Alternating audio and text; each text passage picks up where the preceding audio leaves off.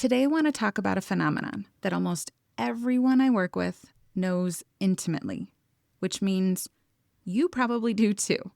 So, you get to the end of the day and you're exhausted. All you've been thinking about all day is just being done with this day, getting into bed and getting some sleep. You have been running on fumes, your body's heavy, your thoughts are heavy, your eyes are heavy. You're so tired. So you get into bed and your brain wakes up. It's like, oh, hey, you're here. You finally stopped moving. I have some things I want to talk about. Let's start. And just like that, you're wide awake. And your brain wants to do one of two things. You're either running the future, like the list of things you need to do tomorrow, the things you need to get done by next week, the things that you should do 5 years from now, or you're replaying the past. Maybe you're replaying the day you just had, rewriting a text you sent, wondering what you could have done or said differently in that meeting earlier or in that meeting 5 years ago.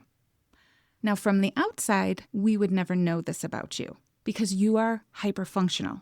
You look fine on the outside no matter what's happening on the inside. So I want to talk about this tired but wired phenomenon because most of my clients, when they are experiencing this, they think that they have 3 separate problems to solve. The first problem is this anxiety or hypervigilance. You feel anxious all day, you're overthinking.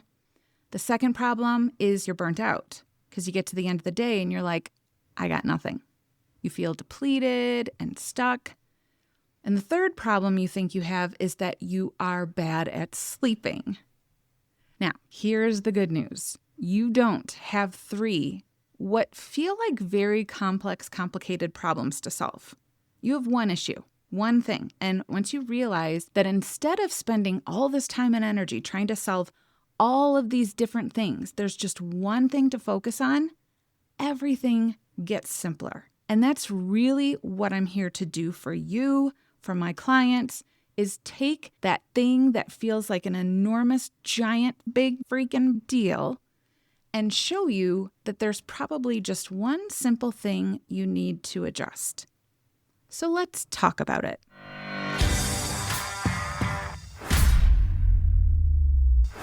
First, I want to look at each one of these quote-unquote problems separately. So let's start with the anxiety or the hypervigilance that you are feeling all day long. Again, from the outside, we wouldn't know. Your anxiety doesn't look like the anxiety we all hear about, right? When people think of anxiety, they picture someone falling apart, panicking. They can't function. You are the opposite. You are functioning on the outside beautifully. You're the one who gets everything done, who everyone relies on. That's high-functioning anxiety. You're together on the outside. And inside, you have a motor that is just constantly running and never turns off. This hypervigilance, which means that you're constantly doing things and you're doing everything right, but you still feel behind because this motor is always going. It's always bringing you more things to do. So you never feel like you can stop. You look calm on the outside. That's really good training. But underneath there is this constant buzz of hypervigilance, this constant bracing where you're just always waiting for the next thing to manage, the other shoe to drop. You've probably been running hot like this for a very long time. I would guess a minimum years, but probably decades. And the thing that I really want to emphasize to you is that anxiety, stress, overwhelm, when we are experiencing that, even though you look fine on the outside, that doesn't mean it's not impacting you. It's not just sitting in a little pocket in your brain, anxiety, like flaring and fading. That's not how our systems work. Everything happening in our body, it's all interconnected. So if you feel it physically, it's affecting you mentally, emotionally, energetically. If you are feeling something mentally, it's affecting you physically. It's just one big system, which is why trying to cure the physical symptom alone doesn't work, which I could go off on a whole spiel about that, but we'll save that for another day. I want to talk about what years of a constantly humming, constantly buzzing hypervigilance do to a body. Because your body was not built for this. Our bodies are built to handle stress in little bursts. Something scary happens, your system fires up, you deal with the scary thing, and then it powers back down. Fires up, powers down, fires up, powers down. That is the design. It was never meant to fire up and then just one day decide to stay there for 5, 10, 30 years. But that's exactly what a high-functioning, anxious, hypervigilant system does. It never fully powers down. It just stays running constantly. Think about it in terms of like a car engine. If you just left your car running all the time, what damage would that do to a car? I don't actually know the answer to that. But when it comes to your body, there's an actual term. It's called an allostatic load. You don't need to remember that. Doesn't matter. You just need to picture the wear and tear that builds, whether you can see it or not. Very recently, in the last few days, I saw a Substack post. I didn't have a chance to read it, but I saw the title. And the title was something like, "Now that I'm in my 30s, why is my body falling apart?" And I immediately thought, allostatic load, right? We blame it on our physical bodies aging, but we cannot rule out this allostatic load. In your teens, in your 20s, most of your systems bounce back fast. You fall down, something stresses you out, and you heal very quickly because the load hasn't built yet. By the time you have been alive for 30-ish or more years, that load is overflowing. There's nowhere else for it to go, and it has to go somewhere. So it starts showing up physically. It shows up in your sleep. It shows up energetically at your energy level. It shows up in the little injuries that you never used to get that now take forever to heal, right? At some point, that constant idling of your engine, of that motor, has a consequence, which brings us to burnout. I think that people make burnout sound super dramatic, so they underestimate when they are actually burnt out. People think that burnout means lying on the couch for weeks, unable to function. Or they minimize it and they tell themselves it's just like a willpower, an energy problem. You just need to find the energy and get up. Neither of these things is true. The World Health Organization actually recognizes burnout as a diagnosis, and they describe it in 3 pieces. And I want you to listen to each one of these and see if you can relate. The first piece of burnout is energy depletion. That bone-deep, soul-level exhaustion where you feel like even if you wanted to, you can't really make yourself get up and go. The second part of burnout is that you kind of don't want to anymore, right? It kind of feels like you don't care anymore. The WHO defines this as a growing distance from things that you used to care about. So you feel more apathetic, more cynical. You feel like you're kind of checked out more than you usually are. The third piece of burnout is the sense that you're not doing anything well anymore. Even though you're working hard all the time, nonstop, you feel like you're failing at work, and you're failing at home, and you're failing in your relationships and in your body, everywhere, even though you're constantly doing. Anybody sound familiar? So here is the thing that ties this tired but wired phenomenon together. Your burnout, your anxiety, your stress hormones, your cortisol, your sleep cycles, your immune system. It's all the same system. These aren't just contained in little pockets in your body that don't talk to any other systems in your body.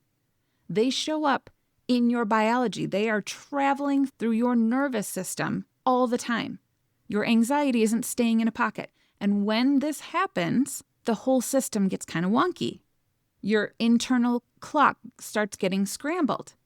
And that's why it affects your sleep. Because what's supposed to happen is your stress hormones are supposed to be the highest in the morning to get you going. And then they're supposed to slow down and then be lowest at night so you can sleep. But when your system never stops running, when it's just been idling and idling for years, that rhythm flips. So now you're low and foggy when you should be up, right? Like, hello, afternoon crash. And then you're up with your cortisol and your adrenaline right when your head hits the pillow. This is tired but wired. It's a real thing. It's a nervous system that is just overused. It's over-revved. It's constantly going. And there doesn't seem to be an off switch. It would be like if your car in the driveway is not only running nonstop, but your gas pedal is stuck down. You're not bad at sleeping. You don't need more discipline. You're not lazy. Your nervous system is just never getting the message that the day is over and it's safe to power down. That's the one thing underneath all three, the anxiety, the burnout, the wide awake nights. The one thing to focus on, to adjust, it's your nervous system. Your nervous system is stuck in the on position, in the hypervigilance position. That's it. And I really want you to take this piece of information and staple it to your face, because knowing that there's only one thing that you need to do, whether you are feeling stressed, whether you're feeling wired, whether you're feeling tired, there's one thing to focus on. And that is so much easier than believing that you have to solve your sleep issues and you have to solve all of the different anxieties that you have and that you have to solve your burnout and your job and your relationships. Like, they're all separate things. There's one thing to work on, and that is learning how to get regulated on demand, on purpose, and then learning how to stay regulated by changing your default setting. This happens by practicing. And before you turn this on yourself and make it a project, I'm going to go ahead and save you some time and energy on what doesn't fix this moving forward. You cannot out-discipline this, okay? You don't need to be more disciplined. You don't need more willpower. You can't supplement your way out of this, okay? Your magnesium, your melatonin, I'm sure they're great. Those things will alleviate your symptoms, but the system underneath it is staying on high alert. It would be like if you keep taking Advil for a headache when the problem is you have an infection, right? The pain may ease, but the Advil isn't going to help your infection. This is a nervous system issue. What actually moves the needle, and the only thing, is regulation. It's teaching your nervous system at the body level that it is safe to come down, to teach your body how to feel safe so that calm becomes your baseline instead of something that you are constantly just chasing after and enjoying for little temporary bits of time, but that you can never quite hold it. This doesn't look like an intense 6-month plan, an intense meditation routine or journaling or morning routine. That's not what this needs to look like. This is tiny changes every day. And I know that's not what you want to hear. I know you want the immediate gratification, but you're just going to have to do it differently. It's the only way. So here's one tiny change that you can make today or tonight when your head hits the pillow and your brain is like, here we go. You're going to remind yourself first that you're not going to try and outthink your nervous system. Thinking is not going to calm you down. Instead, you are going to take it to your body. You're going to put one hand on your chest, you're going to put one hand on your stomach, and you're going to take a deep breath. Real deep breath in, and then you're going to exhale. And just make your exhale really long, longer than your inhale as long as you can. That's it. That's the one tiny change that will make a bigger difference than all of the little things that you've tried. A slow, long breath is the clearest signal you can send your body that the danger has passed. It's physiological. It's not like a woo-woo magic trick. If you're in an actual emergency and your nervous system notices that your breathing has slowed down, your nervous system will be alerted that it's safe, that the danger has passed. Your foot can come off the gas, and your nervous system will slow down. It's autonomic. Every nervous system has a pattern that it's the most comfortable with, that it has set the default to. So there's the tired, wired, hypervigilant setting. There is the burnout, shutdown setting. And then there's the vacillator, where you're just going back and forth between the two. And these are just what I've named the patterns. I've been working with nervous systems for over 25 years. But knowing which one of these is dominant for you changes everything. Now, if you don't know which pattern is your dominant, and you actually may be surprised, I made a quiz years ago. A lot of you have already taken it. If it's been a while, I recommend you take it again. Do a little refresh. It takes like 3 minutes. And if you haven't taken it, go ahead and take it. By the end of the quiz, you will know your dominant pattern. And from there, you will have a better understanding of how to work with it.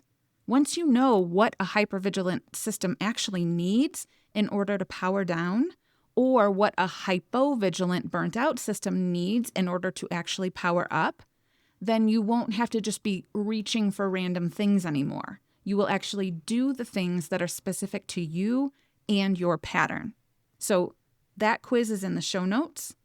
And tonight, if you're lying there at 2 a.m. and you have your hand on your chest and your stomach and you're trying to take the deep breaths and it still doesn't feel like your brain will quit, I made a short audio for exactly that moment. It's just me in your ear, talking to your body, telling it that it's safe, and walking you back down to a regulated state. The link for that is also in the show notes. I would go ahead and save it now and put it somewhere in your podcast settings that you can access it easily, because when you are wired at 2 a.m., your nervous system is not going to go searching for it. One last thing before we go. This is a message from me to you, my hyperfunctional, hypervigilant friends. The tiredness, the wiredness, the anxiety, the burnout. Please hear me. This is not your fault. None of this means that you're failing. You're not doing anything wrong. It just means you've been really good at this one pattern for a really long time, and your body has just hit its limit.